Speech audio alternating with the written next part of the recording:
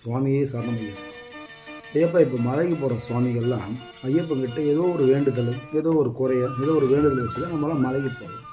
அந்த வேண்டுதலை நீங்கள் எப்போ கேட்கணும் ஐயப்பங்கிட்ட அப்படின்னா, நீங்கள் சபரிமலை ஐயப்பன் கோயிலுக்கு போயிட்டு ஐயப்பன் முன்னாடி நிற்கும் போது, அந்த கூட்டத்தில் எல்லாத்தையும் முடிச்சுட்டு நீங்கள் ஐயப்பன் முன்னாடி நிற்கும் போது, அந்த அழகில் மயங்கிட்டு ஆனந்த கண்ணீர் தான் வருமே தவிர, அவருடைய அன்பில், அழகில், ஆனந்தத்தில் கண்ணீர் தான் வருமே தவிர உங்களால் எதுவுமே கேட்க முடியாது.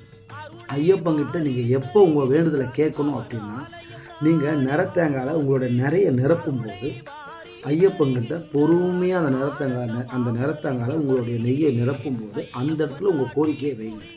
அந்த நிறத்தேங்காய் இருக்கிற நெய் தான் ஐயப்பன் மேலே படும், ஐயப்பன் மேலே வளம் வரும். அந்த நெய் அவர் மேலே வளம் வரும்போது உங்களோட கோரிக்கை நிச்சயம் நிறைவேற்றப்படும். இன்னொரு விஷயம் இருக்குது.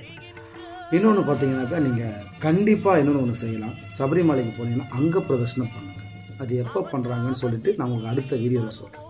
சுவாமியே சரணம் ஐயப்பா.